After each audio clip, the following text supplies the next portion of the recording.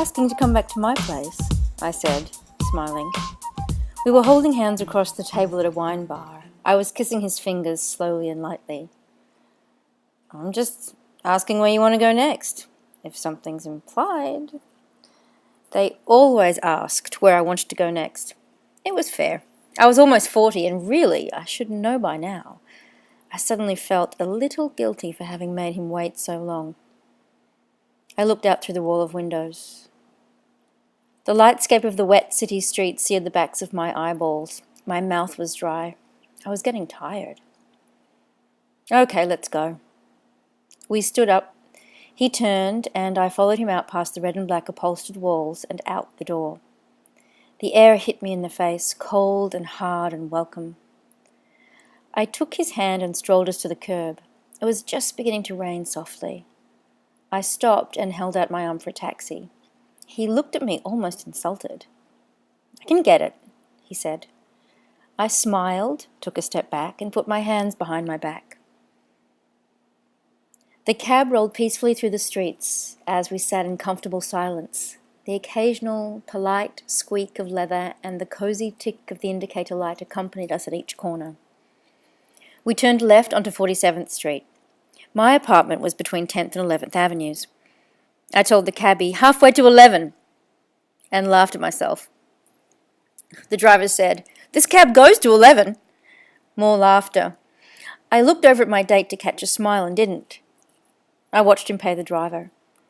I crawled out after him. We had just a few steps to my door.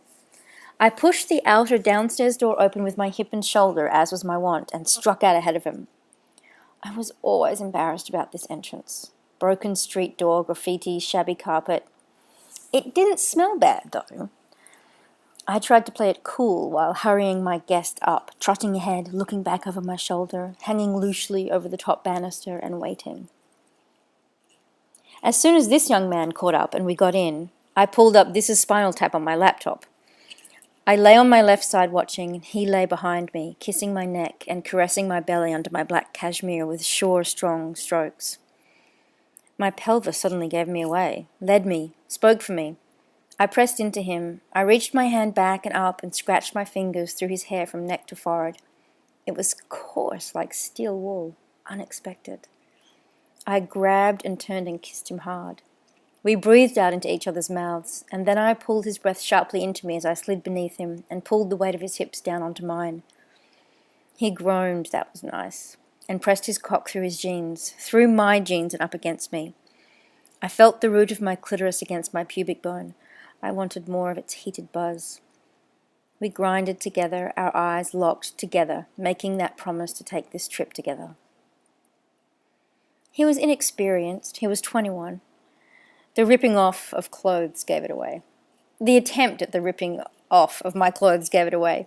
He couldn't figure out my fastener. Outside hooks, inside buttons, then a zipper. He didn't have the patience, so he tried brute force. Hey! They were my favorite jeans, tan, embroidered beautifully, and bootcut. I'd found them, new with designer tags, in a San Antonio thrift store, and it had taken me months to lose the 10 pounds to fit into them. He gave up and attended to his own buttons on his collared shirt. A tastefully striped, short-sleeved, pocketed, epauletted, tightly fitted shirt. I threw all my clothes off with lightning speed and lay back. I sighed out deeply and enjoyed the soft down quilt under my naked shoulders and arse. I was finally relaxed. I breathed in. He smelled so good. And then, God, the classic, masculine, irresistible sight of biteable biceps and triceps under his white undershirt. He stripped it off. The soft, just enough hair covered his chest and snaked down his belly where it disappeared under the denim. And then the promising clack of his belt buckle opening and the sudden sight of his strong, knotted thighs.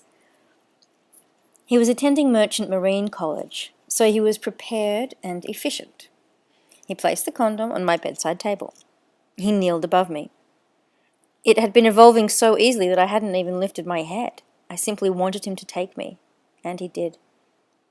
And soon I got the urge to dominate him, and I drew myself up and he fell back, and I enjoyed him inside me.